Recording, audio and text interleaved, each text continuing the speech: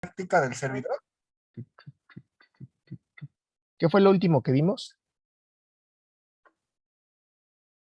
Terminamos los ejemplos de servidor de eco y íbamos a ver, perdón, otros ejemplos que tenían Ah, el de cómo pueden mandar un mandar. archivo y el del objeto, ¿no? Ya para Sí, tener lo que necesitan para hacer la práctica. Sale. Entonces déjenme pasarme entonces al NetBeans.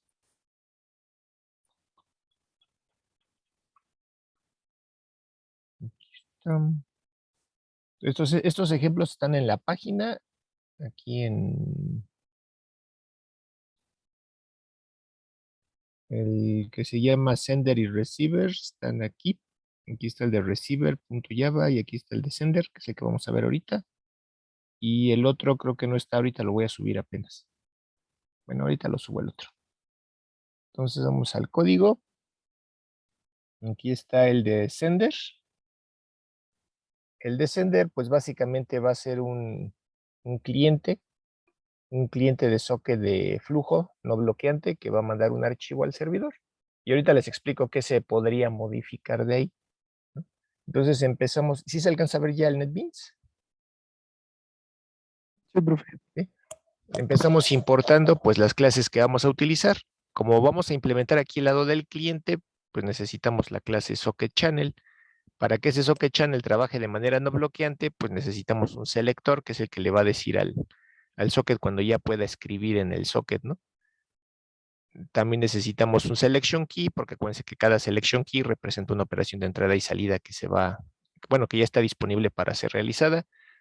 Necesitamos un byte buffer, porque a final de cuentas, acuérdense que estos sockets transportan datos dentro de buffers. Entonces, en este caso, pues vamos a usar un byte buffer. Necesitamos especificar la dirección y el puerto del servidor al que nos vamos a conectar. Entonces, para eso es la instancia de tipo inetSocketAddress, para especificar la dirección IP o el nombre calificado y el puerto en el que está el servidor al que nos vamos a intentar conectar para mandarle un archivo.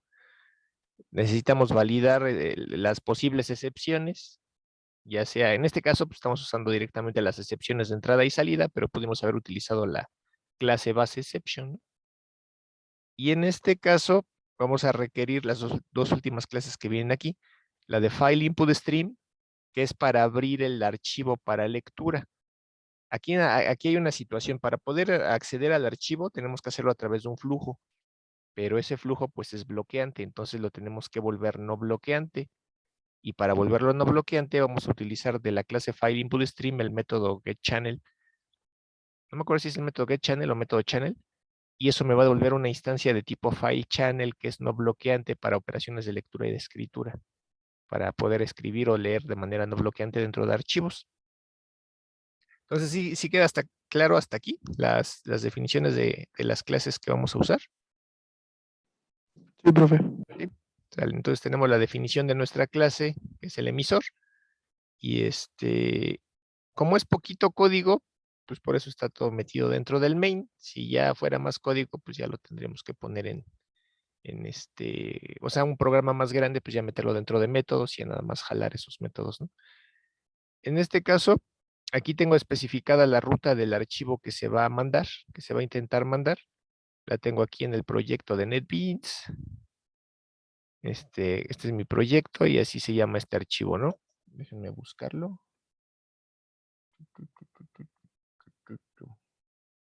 Es este archivo que está aquí, el que voy a intentar mandar, ¿vale? Entonces, pude haber hecho igual que en el ejemplo que vimos en el primer parcial, sacar un file chooser, elegir el archivo, de ahí tomar el nombre, el tamaño, la ruta y demás.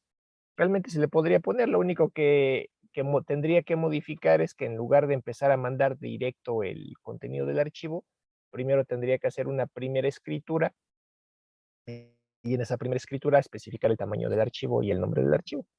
Y ya en las posteriores escrituras, pues hacer el envío del contenido, ¿no? Del archivo. Y para saber si es la primera o la enésima lectura o escritura, pues simplemente poniendo un contador y validando si ese contador es igual a 0, pues es la primera escritura. Entonces ahí mandas el nombre del archivo y el tamaño del archivo, ¿no?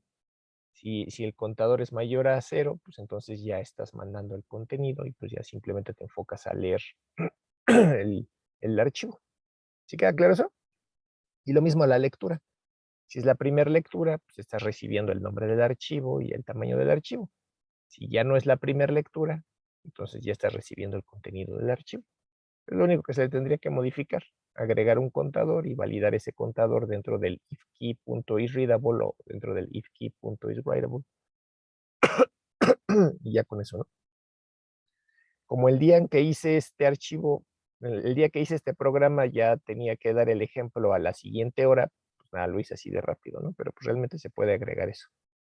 Entonces, en este caso, este es el archivo que se va a mandar.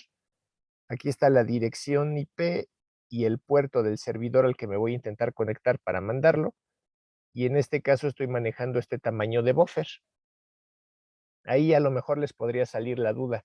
¿Por qué está manejando un tamaño de buffer de 10.240 bytes? Sí, y no uno de 1500, y al final de cuentas el MTU de la tarjeta es de 1500, ¿no? Bueno, las tarjetas de red que tenemos en nuestras máquinas son Ethernet. Entonces, y Ethernet maneja un MTU de 1500 bytes, ¿no? ¿No les sale esa duda?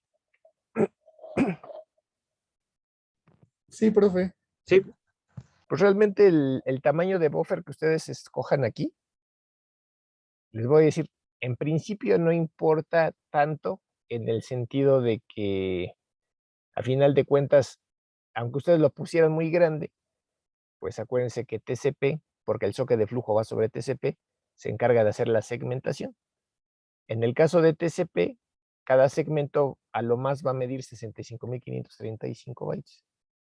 Y a final de cuentas, cuando eso ya pase por la capa de Internet, que es donde está el protocolo IP, si ve que hay algo más grande que el MTU de la tarjeta de red, lo va a segmentar en ese tamaño de paquete. Entonces ahí vendría una fragmentación de paquetes, ¿no? ¿Por qué? Porque el paquete que viene es más grande para salir por el tamaño de bus de la tarjeta de red. O sea, no importa el tamaño. ¿Cuál es el problema de la fragmentación? El tiempo adicional que se le va a agregar a la comunicación para hacer la fragmentación y hacer el reensamble. Ajá. Entonces, por un lado es eso, ¿no? Y eso considerando el MTU de la tarjeta de red. Ajá. Entonces, pero en nuestra máquina tenemos al menos 2 tarjetas de red. La tarjeta de red, ya sea la cableada que están usando o la inalámbrica que están usando, más la tarjeta localhost. Localhost, aunque no lo crean, pues es una tarjeta, ¿no? Déjenme ver si está aquí. CMD. Ay, no. Aquí. CMD. Sí, sí, sí. Y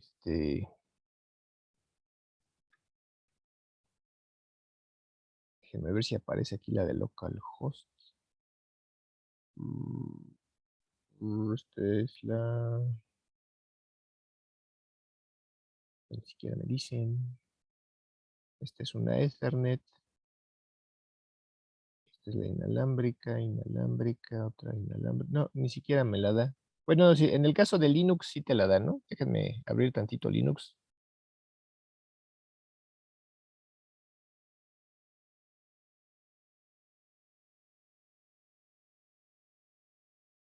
No sé si la alcanzan a ver aquí. profesor. La primera tarjeta que tenemos es la de localhost. Y a pesar que aquí, de hecho aquí está una cosa que he detectado y que está un poquito truculenta, es que al menos en mi caso, este Ubuntu que yo tengo instalado desde el Microsoft Store, que corre con el WSL, el Windows Subsystem Linux, pues realmente no está nativo tal cual el Linux, ¿no? Depende mucho de Windows. Al menos la parte de la pila de protocolos de TCP/IP toma la de Windows. Entonces no es tal cual esa pila implementada en Linux, sino que está nada más jalando o invocando la de Windows. Y eso repercute mucho en la parte de la comunicación. De entrada, una de las cosas en las que repercute es aquí. en el MTU. Si ustedes agarran una máquina Linux y le revisan el MTU para la tarjeta de localhost, y eso se va a poder ver cuando veamos el tema de SNMP. Vamos a ver que la tarjeta de red localhost tiene un MTU de 65.535 bytes. Pero aquí me dice que es de 1500 porque está tomando la de Microsoft. Es una de las cosas que cambian. Insisto, del ejemplo que vimos del eco, el del pool con el eco, un problema que he estado teniendo ahí es con la parte de la manipulación de los hilos, porque algunas veces, no siempre, pero algunas veces el manejo de los hilos es raro, como que se queda pasmado ahí un ratito, y de hecho ustedes lo notaron cuando estaba corriendo en algunas ocasiones el programa. También es debido a eso. Algo tiene no sé si es el Windows 10, o no sé si fue cuando se me actualizó a Windows 11 y luego lo regresé a Windows 10, pero algo pasó ahí y me está ocasionando ahí problemitas con la parte del manejo de los hilos, ¿no? Entonces, pero está medio truculento el Windows, quién sabe por qué. Como que no tienen bien, no sé si no está bien implementada la pila de TCP/IP o qué onda, pero está raro, ¿no? Pero si ustedes agarran una máquina Linux nativa, insisto, la interfaz de localhost la va a manejar con un MTU mayor al de 1500 bytes. Cuando lo veamos con SNMP, se van a dar cuenta de eso, de que cuando se hace la consulta en SNMP, pues da 65.535 bytes. Entonces aquí en nuestro código, aun cuando estoy manejando este buffer, pues estoy comunicándome en este caso a la dirección de localhost. Entonces, esa es una tarjeta de red virtual, la de localhost. Realmente no, físicamente no tenemos una tarjeta de red localhost. Entonces, por eso es que puede manejar esos MTUs. Y entonces, aunque ponga este tamaño de paquete, pues realmente no se estaría fragmentando el paquete. ¿Por qué? Porque el MTU de localhost es más grande. Ajá. Bueno, al menos en el caso de Linux, sí. En el caso de Windows, tengo que checar en la documentación del MCDN, para ver cuál es el tamaño del MTU de localhost en Windows. A lo mejor es de 1500 y por eso me lo está poniendo de 1500 acá. Todavía me voy a llevar de tarea eso para revisar cuál es el tamaño del MTU de localhost en Windows. Pero insisto, por eso es que no debería de haber fragmentación de paquetes. ¿Por qué? Porque estoy usando la dirección de localhost y el MTU de localhost pues, es más grande que 1500. ¿Hasta ahí queda claro? Si estuviera usando la dirección pública que tengo acá, por ejemplo, la que tengo aquí,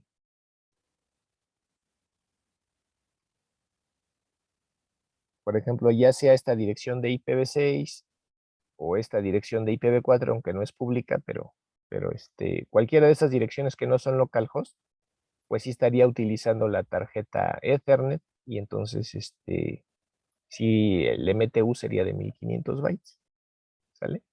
Simplemente como referencia, ¿no? Para que a lo mejor no se ve mucho aquí en la lógica del programa, pero en cuanto al desempeño, la comunicación sería un poquito más lenta si dejo ese tamaño de paquete, porque se tendría que estar haciendo la fragmentación de paquetes y el reensamble del lado del destinatario final. Ajá. Entonces, bueno, luego, acuérdense que todos los programas los vamos a empezar con un bloque try-catch, siempre que utilicemos tanto buffers como sockets, como flujos, ¿no? Entonces, para eso inicio mi bloque try-catch. Entonces, en este caso ya estoy dejando fijo el buffer. Estoy creando desde aquí el buffer que voy a utilizar del tamaño de ese de 10.240 bytes para cargar ahí cada pedazo que se lea desde el archivo. Esta instrucción de aquí ni siquiera la usé, entonces bueno, me parece que ni siquiera la usé. Entonces vamos a ver, ¿no? Si marca ahorita errores que sí la usé, pero creo que no. Tengo igual creado desde una vez el selector que voy a utilizar para que me avise cuando ya se pueden escribir datos en el socket. Aquí genero mi socket. En este caso acuérdense que es un cliente de socket de flujo, pues lo creo con su método estático open, lo configuro en modo no bloqueante, ya tengo ya tengo creado mi selector, entonces antes de registrar mi socket con el selector, tengo que iniciar el proceso del handshake. Acuérdense que el que yo invoque al método connect no significa que ya voy a estar conectado. Significa que en ese momento apenas se van a empezar a negociar los parámetros de la conexión entre cliente y servidor, que ya habíamos visto la clase pasada, ¿no? Que se encienda la bandera de sincronización, que se tenga el número de secuencia, que se tenga el tamaño de ventana, que se tenga el tamaño máximo de segmento, que se valide si se puede recibir, si se pueden recibir notificaciones de congestionamiento explícito por parte de los enrutadores, etcétera, ¿no? Todos esos parámetros son los que se tienen que negociar entre cliente y servidor para el establecimiento de la conexión y poder garantizar que los datos, cuando son transmitidos, lleguen completos, lleguen sin errores y lleguen en orden. Ajá. Entonces invocamos el método connect. El método connect me pide una instancia de tipo socket address. Entonces le paso como parámetro una instancia de tipo inet socket address, que es una clase hija de socket address, donde voy a poder especificar la dirección y el puerto del servidor al que me voy a intentar conectar. Pues ahí apenas se van a empezar a negociar los parámetros. Como no quiero bloquearme, le pido al selector mediante el método register que él esté al pendiente por la operación de entrada y salida de interés, que en este caso mi primera operación de interés es esta, que me avise cuando ya se esté llevando a cabo la conexión. Opconnect. ¿Sí queda claro hasta aquí? Sí, profe. ¿Sí? Bueno, entonces, déjenme bajarle. Entonces, como yo no sé en qué momento se van a tener los parámetros para hacer el handshake, pues le tengo que estar preguntando constantemente al selector. Le voy a decir, mediante el método select, ve y revisa la tabla de descriptores de entrada y salida, a ver si hay algún descriptor que ya cuente con los datos que necesita para realizar esa operación de entrada y salida. Entonces, de hecho, aquí lo único que estoy validando es, acuérdense que el método select te devuelve un entero. Si ese entero es mayor a 0, lo que te está devolviendo es la cantidad de descriptores de la tabla de descriptores de entrada y salida que ya tienen los datos que requieren para hacer esa operación de entrada y salida. Que fue y revisó la tabla de descriptores, ninguno contaba con datos para ya estar listo para realizar la operación de entrada y salida. Entonces, lo que estamos aquí validando es, si el selector va y consulta la tabla de descriptores de entrada y salida y no hay nada que hacer porque todavía no se tienen los datos, ¿qué haces? Pues un continue, ¿no? Le vuelves a preguntar y le vuelves a preguntar y le vuelves a preguntar. Mientras no haya nada que hacer, ponlo a chambear, que esté revise y revise y revise y revise. Cuando ya te devuelva algo diferente de 0, pues significa que a lo mejor ya hay algo que hacer. Y si ya hay algo que hacer, entonces pídele que te lo devuelva aquí con el método selectKeys, que te devuelva todas esas operaciones de entrada y salida que ya estén listas para ser realizadas, que te las devuelva en forma de un iterador. ¿Sí queda claro? ¿Sí? Entonces, si te devuelve un iterador con al menos un elemento, pues vas a recorrer ese iterador para ir accediendo a cada una de esas operaciones de entrada y salida y poder atenderlas una por una. Entonces, para hacer eso, con el método next accedemos a cada una de las entradas del iterador una a la vez. Y así como accedemos a ella con el método next, tenemos que sacarla del iterador, tenemos que eliminarla del iterador, porque el método next te devuelve para lectura ese elemento del iterador, pero no lo elimina. Y necesitamos que se elimine, porque si no se elimina, siempre estaríamos entrando en este while, porque este while dice mientras haya un siguiente elemento en el iterador, y siempre va a haber un siguiente elemento si no eliminamos las operaciones de entrada y salida que ya atendimos. Entonces, por cada operación de entrada y salida que vayas a atender, la accedes para lectura y la eliminas. Este remove ya sea que lo pongan aquí o lo pongan antes del continuo. Da igual, pero el chiste es que sí se elimine ese objeto del iterador, porque como estamos en un while, en un futuro, si no lo eliminan, en un futuro podrían volver a sacar esa misma operación de entrada y salida que ya atendieron en el pasado y se estarían duplicando operaciones. Entonces, ya sacamos la operación de entrada y salida que vamos a atender. Entonces ahora necesitamos saber sobre qué descriptor de entrada y salida se va a atender esa operación. Entonces, para acceder a ese descriptor, invocamos el método channel de esa operación que vamos a atender para que nos devuelva la referencia del descriptor de entrada y salida sobre el que va a proceder esa operación de entrada y salida, ¿no? Y ya después ya nada más validamos de qué tipo es. Si la operación de entrada y salida que sacamos del iterador es de tipo connect, y eso lo validamos con el método isConnectable, pues significa que ya está en proceso el handshake. Ahora, el que esté en proceso el handshake no significa que ya estemos conectados, significa que apenas están negociando los parámetros. Entonces, por eso aquí es que preguntamos con este if, preguntamos, ¿sigue pendiente el establecimiento de la conexión? Eso es lo que hace el método isConnectionPending. Si te devuelve true, significa que todavía sigue pendiente el establecimiento, o sea, sigue en proceso el intercambio de parámetros para establecer la conexión. Y entonces no queremos eso, ¿no? Queremos que ya se conecte lo más pronto posible. Entonces, si es que sigue pendiente el establecimiento de la conexión, aquí forzamos, invocando el método finishConnect, forzamos a que termine de hacerse esa negociación, que termine de establecerse ya la conexión. Y entonces, después de esta línea, podemos dar por hecho que ahora sí ya estamos conectados al servidor. ¿Hasta aquí queda claro? Sí, profesor. Sí, profe. Sí. Entonces, si ya estamos conectados con el servidor, pues ya lo único que nos falta hacer, porque la intención de este if era establecer la conexión, y aquí doy por hecho que ya estoy conectado. Entonces ya lo único que me falta hacer es decirle al selector de esa conexión que se acaba de dar, ¿qué quieres hacer con ella? Entonces, en este caso vamos a mandar un archivo. Entonces, la operación de interés que necesito que el selector valide es cuándo voy a poder escribir en el socket. Entonces, por eso registramos aquí en esta línea 49, registramos mi socket de la conexión que se acaba de dar por la operación de escritura, para que el selector esté al pendiente y me diga cuando ya pueda escribir en el socket. ¿Sí se entiende? Profesor. ¿Sí? Y entonces, si ya no hay nada más que hacer, pues ya acabé de atender esa operación de entrada y salida. Pues entonces hago un continue para hacer la siguiente iteración del while, que se invoque otra vez el método next y obtenga la siguiente operación de entrada y salida para ser atendida. Puede ser que la siguiente operación de entrada y salida sea otro connect, entonces entraría otra vez en este if, y si se entra en este otro if, pues otra vez me voy a conectar.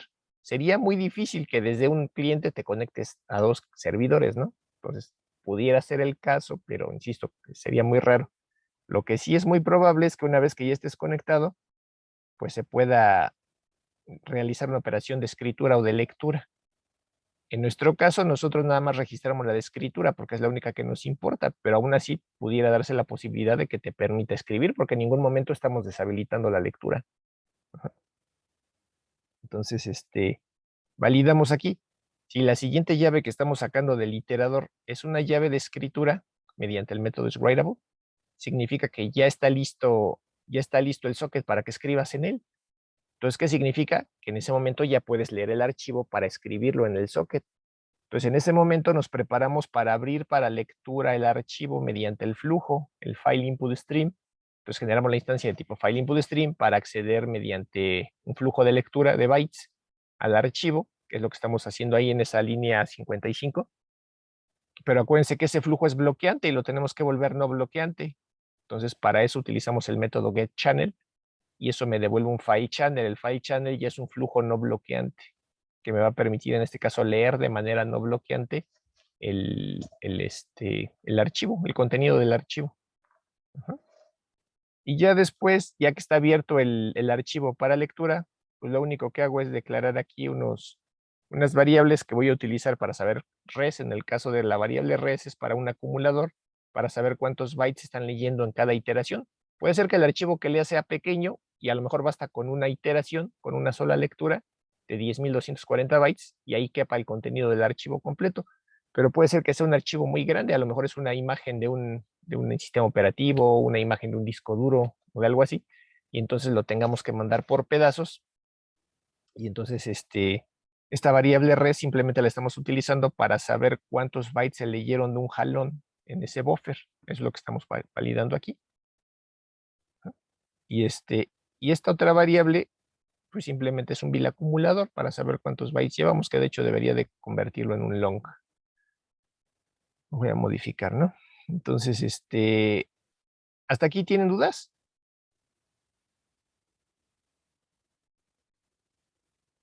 No, profe. No, profesor. Bueno, entonces, si ya podemos escribir en el socket, abrimos el archivo para lectura, limpiamos nuestro buffer, acuérdense que ese se declaró desde que empezó el programa, lo limpiamos y vamos a intentar leer. ¿Cuántas veces vamos a leer? Las veces que sean necesarias hasta que la lectura nos devuelva un -1, que significa fin de flujo, el end of file. Ajá. Entonces, por eso si se fijan ahí en esa iteración while, dice que voy a invocar el método read desde el file channel. Entonces, desde el flujo no bloqueante, voy a hacer una lectura. Cada lectura que yo haga va a cargar datos en el byte buffer y, y me va a devolver un entero diciéndome cuántos bytes se pudieron leer en esa iteración. Ajá. Y mientras lo que me devuelva el método read sea diferente de -1, que sería el fin de flujo, que significaría que ya se acabó de leer, mientras eso no pase, pues simplemente voy a proceder a escribir los datos que ya leí y que ya quedaron cargados en este buffer, los voy a escribir en el socket. Aquí lo único que hago pues, es incrementar el acumulador. Acuérdense que los datos cuando son leídos y quedan cargados en el buffer, por cada byte que se cargue en el buffer se va a recorrer un lugar, una posición, el atributo position. Entonces lo tengo que reajustar, ¿no? Tengo que reajustar el atributo límite a donde esté apuntando posición y posición a 0.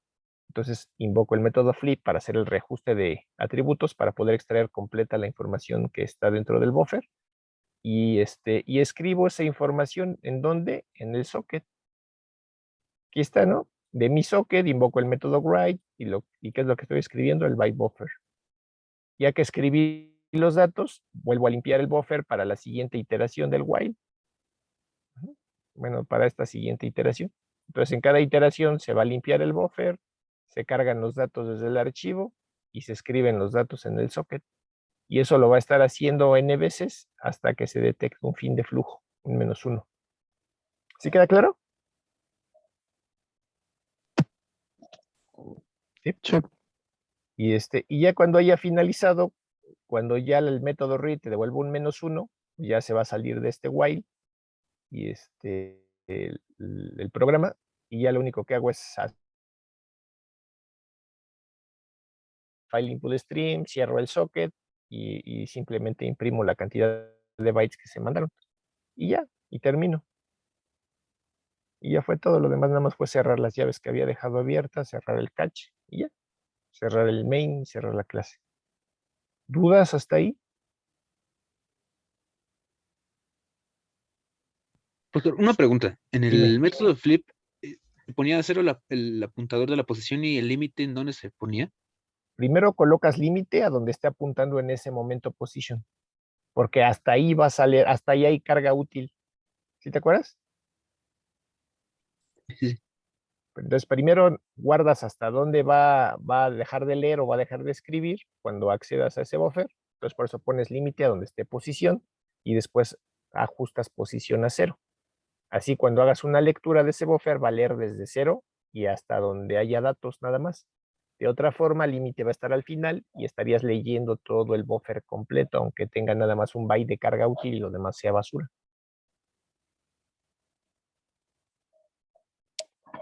Ajá. Profesor, gracias. Entonces vamos a ver el receptor. Aquí tenemos el receptor. Este es el servidor. Entonces aquí igual empezamos importando todas las clases que se van a utilizar, que son exactamente las mismas. Bueno, casi las mismas, salvo que aquí tenemos la clase server socket channel, en el lado del cliente pues no la teníamos. Las demás son exactamente las mismas. Aquí, como yo no, insisto, como este programa lo hice de rápido esa vez, pues no estoy recibiendo ni el nombre del archivo ni el tamaño del archivo, ¿no? Entonces, por eso aquí yo ya estoy predefiniendo dónde voy a colocar el archivo. E incluso el nombre le estoy agregando simplemente un --c para indicar que es una copia. Pero, insisto, si quisiéramos implementarle la lógica para que fuera como la de la práctica 1, lo único que tendría que hacer yo es agregar un contador o una bandera, cualquiera de las dos. Pudiera ser una bandera, inicializar la bandera en 0 y a la hora que entras en el ifKey.isReadable aquí, pues validas if key.isReadable, y si además la bandera está apagada, significa que es la primera lectura, y entonces me preparo para recibir el nombre del archivo y el tamaño del archivo. Si la bandera está y ya después, antes del continue, prendo la bandera. Si hago la lectura y la bandera está prendida, significa que ya hice previamente una primera lectura, entonces ya lo que estoy recibiendo asumo que ya es el contenido del archivo. Ese es lo único que tendría que agregarle a la lógica para poder considerar a ese paso de datos de la metainformación del archivo que se va a recibir para que se cree. Pero insisto, como ese día ya tenía prisa, pues nada más lo dejé así. Pero no es muy difícil hacer la modificación. Bueno, entonces, en este caso, mi servidor va a estar corriendo en el puerto 8001 de TCP. Voy a manejar el mismo tamaño de buffer. Otra vez empiezo con mi bloque try catch. Igual desde aquí ya estoy predefiniendo el buffer. También ya tengo creado o precreado el selector. Entonces simplemente creo mi servidor, lo configuro en modo no bloqueante, le modifico la opción de socket reuse address, asocio mi socket al puerto 8001 de TCP, y en este caso ese puerto 8001 de TCP lo estoy asociando únicamente a la interfaz localhost. ¿Sí se ve? Al hacer el bind. Sí, se ve. Entonces, ¿qué significa? Que todos mis datos de mi servidor solamente van a entrar y van a salir por esa interfaz, por la de localhost. ¿Por qué? Porque es la que está predefinida acá. Si yo en lugar de hacer eso nada más hubiera puesto esto, pues podrían entrar y salir por cualquier tarjeta de red los datos de la conexión. Pero como lo puse así, pues va a estar nada más entrando y saliendo todos los datos de mi aplicación por esa tarjeta de red. Entonces, ya está creado el servidor, ya está en modo no bloqueante, ya está escuchando el puerto 8001. ¿Qué hago? Registro mi servidor con el selector por la operación de interés, que en este caso es aceptar conexiones. Y entonces ya le aviso al usuario, ya está corriendo el servidor, ya nada más estoy escuchando a ver que llegue alguien, ¿no? Como no sabemos ni cuántos clientes van a llegar, ni en qué momento van a llegar, pues hacemos un ciclo de espera infinito. Puede ser un forever, puede ser en este caso un while true, da igual. En cada iteración, pues igual, tenemos que consultar al selector para ponerlo a trabajar. Y otra vez, ¿no? Si el selector me devuelve 0, significa que en el momento en el que él fue a revisar a la tabla de descriptores, pues ninguno de los descriptores tenía todavía datos para poder realizar la operación de entrada y salida. Y si no se puede hacer nada, ¿qué hacemos? Le volvemos a preguntar y ahí vamos a estar preguntándole hasta que ya el selector devuelva algo mayor a 0. Que esta validación, pues técnicamente es opcional. Si no lo pones, pues de cualquier forma estás en un while true, igual va a estar preguntando, ¿no? O sea, en cada iteración. Pero bueno, simplemente va a ser más rápido, porque más rápido te brincas a la siguiente iteración. Entonces, si ya hay algo que hacer en la tabla de descriptores, pues le vamos a pedir al selector mediante el método selectKeys que me devuelva el listado de todas las operaciones de entrada y salida que ya se pueden realizar, que me los devuelva en forma de un iterador. Recorro el iterador, en cada iteración leo uno de los elementos del iterador y también lo elimino del iterador para que ya no se dupliquen en el futuro las operaciones que ya atendí. Valido si la llave que saqué del iterador es una accept, significa que ya puedo aceptar una conexión, y eso hago, ¿no? Acepto la conexión. Acuérdense que al aceptar la conexión, esa conexión entra en forma bloqueante, entonces esa conexión la tengo que volver no bloqueante. Por eso invoco el método configure blocking y le paso el false. Ya que tengo al cliente conectado, pues lo registro con el selector para las operaciones de interés. En este caso, lo que voy a hacer es leer datos de la conexión que acabo de aceptar. ¿Por qué? Porque ahí viene el archivo que voy a recibir. Entonces registro para esa conexión la operación de lectura con el selector. Si ya no hay nada más que hacer, pues ya hago un continuo para sacar la siguiente llave, ¿no? Entonces, asumiendo que ya estoy conectado, si la siguiente llave que saque es una llave de lectura, pues significa que ya viene en camino el archivo. Entonces tengo que prepararme para recibir ese archivo. Entonces, ¿qué hago? Obtengo la referencia de la llave, en este caso de la operación que ya se va a realizar, para saber de qué descriptor, porque pudiera ser que mi servidor estuviera atendiendo 1 millón de clientes. Entonces, ¿de cuál de todos esos miles o millones de clientes es del que ya puedes leer? Entonces, para eso es este método de channel, ¿no? Para decirte de este descriptor es del que ya puedes hacer la lectura. Entonces, válido. Si ya se pueden leer datos desde la conexión, pues entonces me preparo para guardar esos datos en un archivo. Entonces asocio un flujo de escritura a la ruta donde voy a crear ese archivo, pero acuérdense que el flujo es bloqueante, entonces lo asocio con un flujo no bloqueante mediante el método getChannel. Entonces ya puedo escribir de manera no bloqueante los datos en el archivo local. Y ya nada más declaro una variable para saber cuántos bytes se leyeron desde el socket aquí. Y en cada iteración, mientras no se detecte el fin de flujo, en cada iteración voy a leer hasta 10.240 bytes desde el socket. Y esos bytes que se leyeron desde el socket se van a escribir en el archivo. Entonces lo único que hago es leo los datos, incremento mi acumulador. Si es que lo estuviera usando para algo, por ejemplo, para calcular el porcentaje del archivo que ya se descargó, cuando se leen los datos, pues se mueve el atributo position, entonces hay que reajustarlo antes de extraer los datos para escribirlos en el archivo. Hago el flip y ya que se reajustaron los atributos del buffer, escribo el buffer en el archivo y ya después limpio el buffer para la siguiente iteración del while. Entonces igual aquí se va a agarrar ahí iterando, mientras no termine de descargarse el archivo, va a estar iterando, iterando, iterando, hasta que en un momento dado va a llegar un -1 y y ahí da por hecho que ya se terminó de descargar el archivo. En ese momento simplemente cierro mi file channel, cierro mi file output stream, cierro mi socket y digo cuántos bytes se recibieron y ya. Es lo único, ¿vale? ¿Dudas hasta aquí?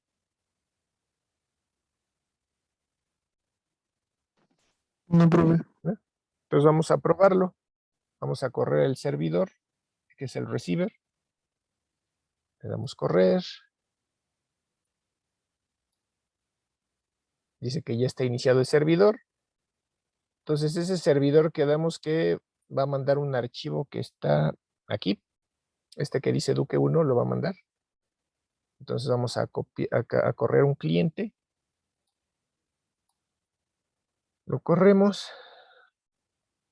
Aquí dice que en cada iteración mandó 10.240 bytes. Hasta la última iteración que ya no había tantos bytes disponibles. Mandó el último pedazo del archivo. Y ese archivo se tuvo que haber guardado aquí. Y si se fijan, aquí tengo otro archivo que es el que se creó con el subíndice, bueno, esta cosa, el -c, de la copia, y mide exactamente lo mismo que el archivo original. Y si lo abrimos, ahí está. ¿Sale? ¿Dudas hasta aquí?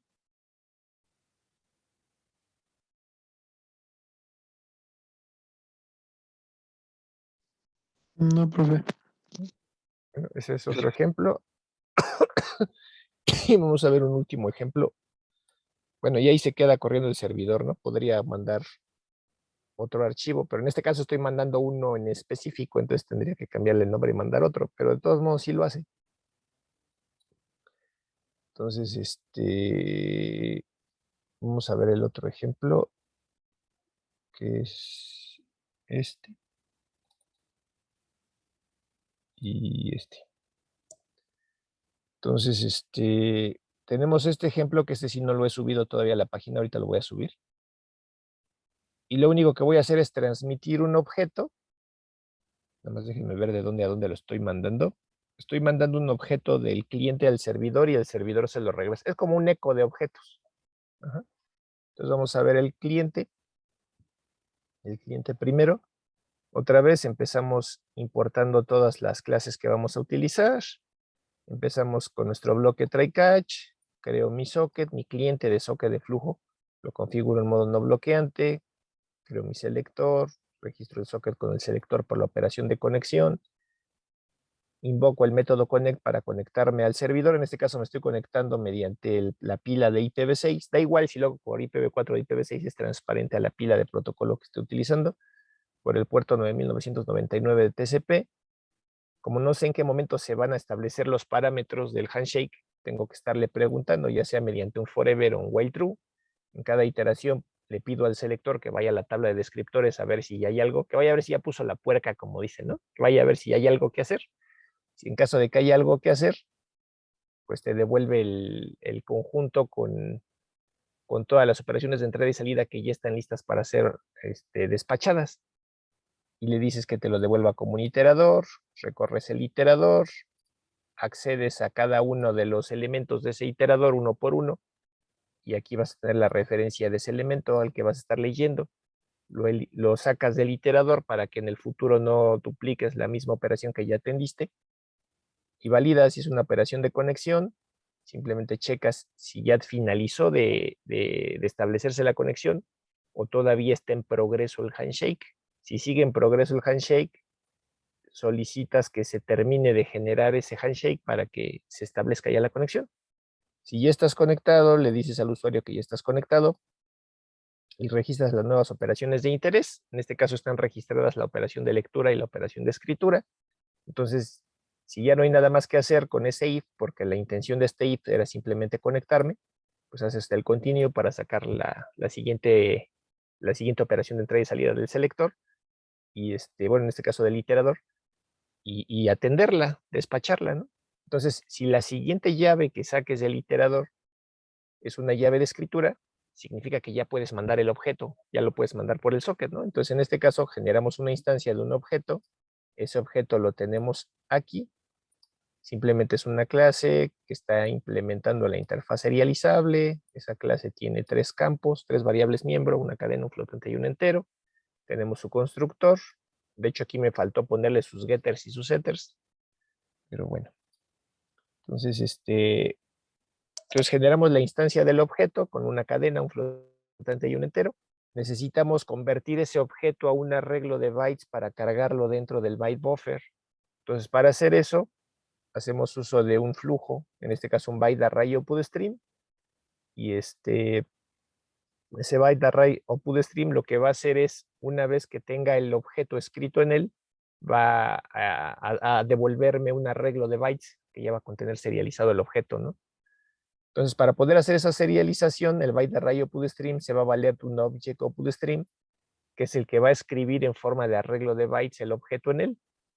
Entonces, mediante el método writeObject, escribimos nuestro objeto en el byte array output stream, y después ese byte array output stream, con el método toByteArray, me va a devolver un arreglo de tipo byte con el objeto ya serializado, y eso es lo que cargo en el byte buffer aquí. Entonces ya están los datos cargados en el byte buffer, ya está ajustado el atributo position a 0, y entonces simplemente obtengo la referencia del socket en el que puedo escribir, y escribo. ¿Qué es lo que voy a escribir? El buffer que contiene el objeto serializado. Entonces ahí estaría mandando mi objeto. ¿Sí queda claro? Profesor. Sí, profe. Y luego lo mismo, ¿no? Para la operación de lectura, pues sería lo mismo. Obtienes, bueno, creas un buffer donde vas a leer lo que recibas desde el socket, lo limpias, obtienes la referencia del socket del que ya se puede leer, haces la lectura. Cuando los datos lleguen y se carguen en el buffer, pues tienes que reajustar el atributo límite a donde esté posición, y posición a 0. Entonces, para eso hacemos el flip, y entonces ahora sí extraemos el contenido, pero aquí antes de extraerlo, primero checamos o preguntamos si se puede sacar en forma de un arreglo de bytes. Si sí se puede sacar en forma de un arreglo de bytes, sacamos en forma de un arreglo de bytes mediante el método array el contenido del buffer. Entonces ya tenemos un arreglo de bytes. Ese arreglo de bytes lo vamos a leer con este flujo, que es un byte array input stream, y él se lo va a pasar al object input stream para que haga la deserialización. Entonces, con el método readObject deserializamos el objeto y ya lo tenemos aquí. Ya lo recibimos y simplemente pues, imprimimos sus variables miembro a ver qué tienen y ya. ¿Vale? ¿Dudas hasta aquí?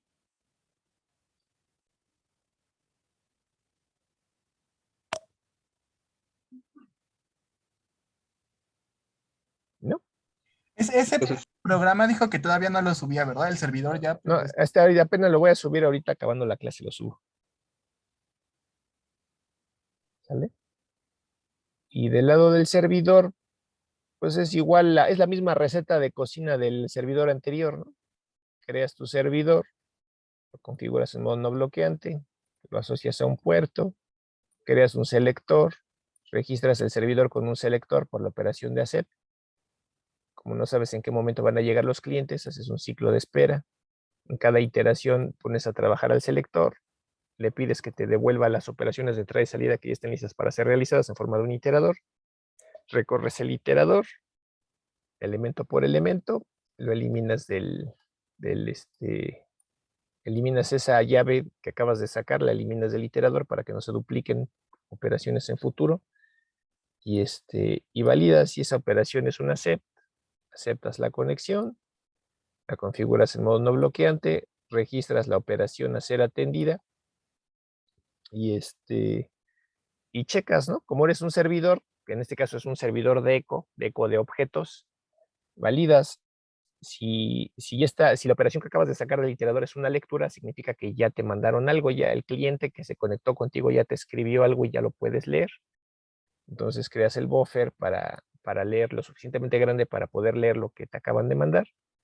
Lo limpias, obtienes la referencia del descriptor del que ya se puede leer y haces la lectura.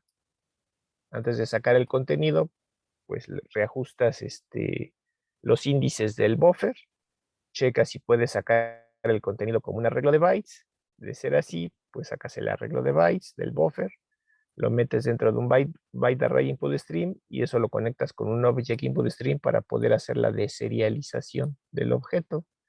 Y ya que se deserializó, pues ya imprimes los datos de las variables miembro. Y en este caso, después de leer el objeto, se lo estoy devolviendo aquí con el método write.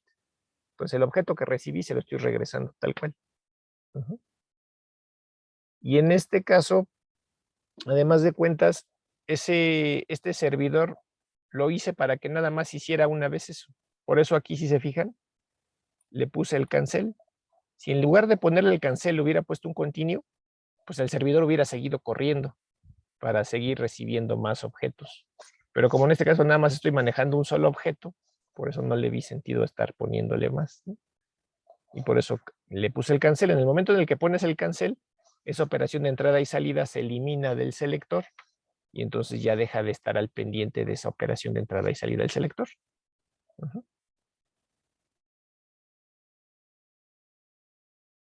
Punto is writable, no hice nada. ¿Por qué no hice nada? Porque la escritura la hice desde aquí. Si yo hubiera querido pasar esta escritura para acá abajo, hubiera requerido usar una bandera. ¿Por qué? Porque una vez que tú registras las operaciones de interés con el selector, tú le pones register y registras la operación de lectura y registras la operación de escritura, tú no sabes cuál de las dos operaciones va a estar disponible primero. Entonces, como no sabes cuál de las operaciones va a estar disponible primero, pudiera ser que a la hora de que sacas la llave del iterador, tuviera salido primero una llave de escritura. ¿Y qué hubiéramos hecho en ese caso? Pues nada, ¿por qué? Porque en este caso este es un servidor de eco. ¿Y qué vas a escribir si no has leído nada? ¿Qué es lo que vas a devolver? Si no has leído nada, pues no devuelves nada, ¿no? Por eso es que aquí no puse esto, no puse nada aquí. Porque si antes de que tú hagas una lectura ya vas a responder, pues ¿qué vas a responder si no has leído nada? No sé si se entienda a lo que me estoy refiriendo. Sí, profe, sí se entiende. ¿Sí? O sea, es un servidor de eco, pues primero tienes que hacer una lectura de lo que te manda el cliente para regresárselo. Y si no te ha mandado nada, pues ¿qué le vas a regresar? Pues nada. Entonces, si yo hubiera querido pasar este write para acá abajo, lo que hubiera tenido que hacer es crear aparte una bandera y entonces checar, ¿no? Si entro aquí a esta llave y la bandera está apagada, significa que todavía no he hecho la lectura. Y si no he hecho la lectura, simplemente tendría que hacer un continuo. Saca la siguiente llave, pues ahorita no hay nada que hacer. Si entro aquí a la escritura y la bandera ya está prendida, significa que ya se hizo la lectura y entonces por ende ya recibí el objeto. Entonces simplemente escribo ese objeto que recibí. Y por otro lado, si entro aquí a la lectura y la bandera está apagada, significa que apenas vas a hacer la lectura y entonces haces la lectura y prendes la bandera. Si entras a la lectura y está prendida la bandera, pues significa que todavía no se manda el último objeto que se leyó, ¿no? Y entonces no harías nada, harías solo un continuo. ¿Sí se entiende? Sí, profesor. Y eso es lo que tendríamos que hacer. Entonces, entonces vamos a probarlo. Vamos a correr el servidor. Y no sé dónde abrió la ventana. Vamos a buscarla aquí. Ah, no, sin view, ¿no? Output. Ah, no la veo. Editor. Entonces, Es en Windows, profesor, donde estaba. ¿Sí, verdad? Output, aquí está. ¿Mm? ¿Quién sabe dónde quedó, no? Que no la veo. A ver, déjenme, lo corro otra vez, a ver si ahora sí lo lanza. Está corriendo, pero no sé, no veo dónde está la de control 4. Chavos. ¿Quién sabe por qué no me está lanzando la? ¿Se acuerdan cómo se reseteaban las ventanas? A mí luego me pasa, profe. Es en la parte superior derecha. Hay como Aquí esos Reset Sí, Windows. cuadritos. Reset Windows. Ahí Sí, es ¿verdad? donde- A ver, entonces déjenme ver si ahora sí ya lo hace. Yo creo que sí. No me está Ahí bien. está, ¿no? Ahí está ya. ¿Quién sabe por qué de repente hace eso el NetBeans? Que como que se le pasma esa ventana y ya no saca la salida hasta que la reseteas. Bueno, entonces ya tengo corriendo aquí el servidor y vamos a correr el cliente.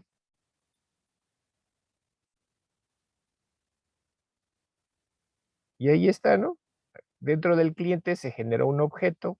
De hecho, por aquí está. ¿Dónde está el cliente? Aquí está. Este es el objeto que se generó. Tiene esta cadena. Que es esta que dice, esta es una cadena. Tiene el flotante, que es 5.3, y tiene el entero. Ese es el objeto que mandó.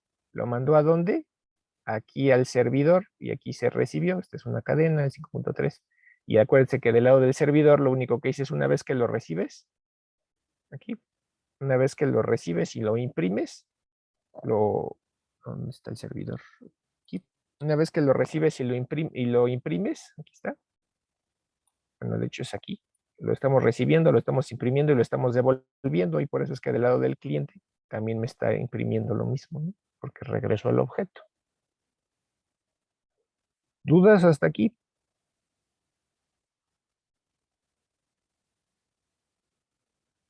No, profesor. ¿No? Bueno, entonces, hasta aquí llegaría la parte de sockets de flujo no bloqueantes. Si se fijan, es una build receta de cocina, tanto para el lado del cliente como para el lado del servidor, ¿no?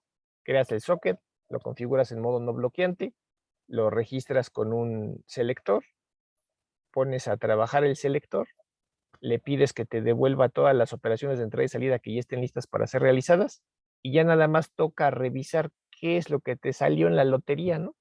Te salió una SEP, te salió una lectura o te salió una escritura, ¿no? Entonces, revisar esta estructura que tenemos aquí. Te salió una SEP, o te salió una lectura, o te salió una escritura, ¿no? ¿Sale? Y esa es la misma estructura para clientes o para servidores. El orden en el que lo pongan no importa, no importa si ponen primero la escritura y luego la lectura o al revés, no importa. A final de cuentas, cuando se valide de qué tipo es la operación de entrada y salida, pues se va a ir a la condición que le corresponda, ¿no? Entonces, si ya no hay dudas, entonces ya les voy a encomendar la siguiente práctica. La siguiente práctica que van a hacer es, ¿se acuerdan de su práctica 1 del Drive? Sí, profe. ¿Y se acuerdan de su práctica 4 del servidor HTTP? ¿Las vamos a combinar? La que ustedes quieran, ya sea la práctica 1 o la práctica 4, pásenla no bloqueante. cambien el socket por el socket no bloqueante. Y ya. Bueno, y ya suena fácil, ¿no? Pero realmente lo único que van a modificar pues, es el tipo de socket, le van a agregar el selector y van a tener que hacer uso de banderas o contadores, depende del caso, para saber qué número de lectura o qué número de escritura es para lo que tengan que hacer en la lógica de su aplicación. Para el caso de servidor HTTP, me conformo con que implementen el método get nada más. No es necesario que implementen todos. Para el caso del drive, me conformo, si es que van a hacer el drive, es escoger una, o es en el drive o es en el servidor HTTP, cualquiera de los dos. En el caso del drive, me conformo con que permita subir o bajar o borrar archivos, ya no carpetas, solamente archivos. ¿Va? En el caso del Drive, profe, ¿también llevaría interfaz gráfica o puede No, ser? si quieren modo consola para rápido.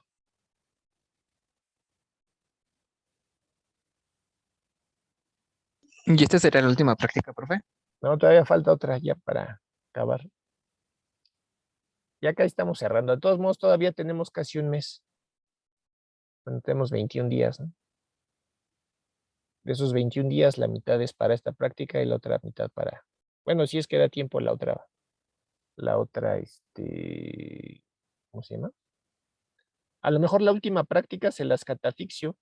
Quienes quieran entregar proyecto, quienes quieran hacer la última práctica, pues ya, una u otra. Pero en caso de la última práctica nada más sería por parejas o también sería como el proyecto de todos juntos. Pues si lo hacen por como si fuera proyecto, sí tendría que quedarles chida la última práctica, ¿no? Va. Entonces, sí, si quieren lo podemos hacer así. Sí, es más, si quieren la última práctica que les voy a dejar, la hacen en equipo de 4. Bueno, ¿de cuántos les dije que eran? ¿De 5? Sí, de 5, profe. Ajá, la última práctica la hacen en equipo de 5 para que les quede acá 2, 3 monona, ¿no?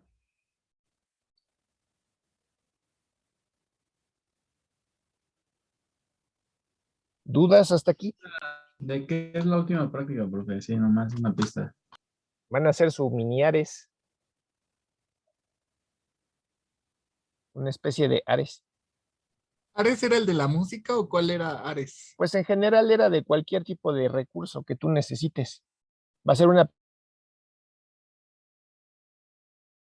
que veamos los algoritmos de P2P para el enrutamiento de mensajes.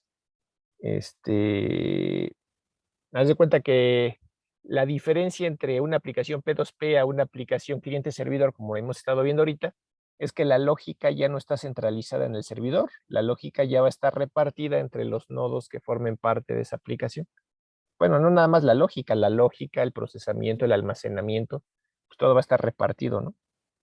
Entonces, eso te va a traer como consecuencia problemas de entrada de localización, porque necesitas saber quiénes son los que forman parte de la aplicación, cómo los ubicas, ¿no? Y ahora, ¿cómo sabes qué nodo de la aplicación tiene qué recurso? Porque los archivos están distribuidos, están regados entre todas las máquinas que forman parte de esa aplicación, ¿no? Entonces, si tú quieres encontrar un recurso dentro de todos los nodos que forman parte de la aplicación, ¿cómo lo buscas? Pues lo más fácil, pues mandas un broadcast para un mensaje de petición a todos, ¿no? Y eso va a funcionar mientras tu aplicación tenga pocos nodos. Pero cuando tu aplicación ya tiene millones de usuarios, pues imagínate estar mandando broadcast a millones de usuarios, pues ahí ya empieza a repercutir sobre el desempeño de la aplicación, ¿no? ¿Por qué digo que empieza a repercutir? Porque imagínate, tú haces una pregunta, ¿quién tiene el archivo foto.jpg? Y lo mandas por broadcast a todos tus nodos. Y cada uno de esos nodos, pues no lo tiene. Dice, yo no lo tengo, pero voy a repetir esa pregunta a mis vecinos, ¿no? Pues ahí mando un broadcast cada vecino. Y tus vecinos dicen, yo tampoco lo tengo, pero le voy a preguntar a mis vecinos. Entonces, si se fijan, ese broadcast va creciendo exponencialmente. Y eso es lo que puede meter en problemas preguntar vía broadcast, ¿no? Ajá. Entonces, hay otros algoritmos para poder enrutar consultas, en este caso para preguntar por recursos, que son más eficientes y que no involucran generar tanto tráfico, como utilizar, por ejemplo, una tabla hash. Una tabla hash centralizada, una tabla hash distribuida, conjuntos dominantes, que es lo que utilizan las redes Manet, u otra cosa, ¿no? Ajá. Entonces, pues hay técnicas para hacer la propagación de mensajes en aplicaciones P2P para que no sean tan por fuerza bruta, sino que sean un poquito menos, un poco más eficientes. ¿Sí se entiende? Eso ya es lo último que vamos a ver cuando vemos la parte del P2P. Entonces, por eso ya me estoy tratando de apurar ahorita para ya, ya nada más vemos RPC, RMI, un poquito de SNMP y vemos P2P. Pero bueno. Si se fijan, el contenido de la materia sí está medio largo, ¿no? Porque a pesar de que prácticamente hemos tenido todas las clases, y aún así está, todavía nos faltan. Que a lo mejor también se ha debido en parte a que se los doy en 2 lenguajes de programación, ¿no? Entonces, si me hubiera enfocado nada más en uno, pues hubiera avanzado más rápido, ¿no? Pero el chiste o lo que yo quería es que darles más opciones para que, dependiendo del lenguaje en el que ustedes quieran trabajar, pues les resulte más familiar. Por ejemplo, muchos lenguajes se parecen entre ellos, ¿no? La lógica. Entonces, ustedes, si están usando Python, pues han visto que parte de la lógica se parece a la de C, porque Python está hecho en C, ¿no? O si utilizan C#, pues parte de la lógica se parece a Java. Entonces, por eso es que se los combine ahí de los dos para que independientemente del lenguaje que ustedes quieran usar, pues más o menos lo encuentren familiar la lógica que hemos estado viendo con lo que ustedes vayan a usar. Ajá.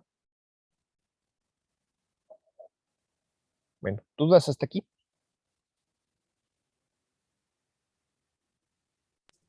No, profe, todo bien. ¿No? Bueno, Profe, una pregunta rápido. A ver, dime, la última práctica que dejó antes de esta fue la la del wget. Ok. Sí. Bueno, y esta sería la séptima práctica que deja. Ajá, Sí, porque ya me perdí en las prácticas. Espera. sí, mira, la primera fue la del Drive, la segunda fue la de los submarinos, la tercera fue la del chat, la cuarta fue la del servidor HTTP, la quinta fue la del wget, la sexta es esta que les acabo de decir, y la séptima sería la de la aplicación P2P. Ok, perfecto. Sí. Gracias, profe. Ajá, y te digo, y ya si quieren, pues ya no hacemos proyecto, ya nada más hacemos esa práctica que falta ya para que no se me estresen. Entonces acabaríamos antes de enero, ¿no? Sí, sí, es que si tú te fijas en el calendario, déjame buscar el calendario para ponérselos.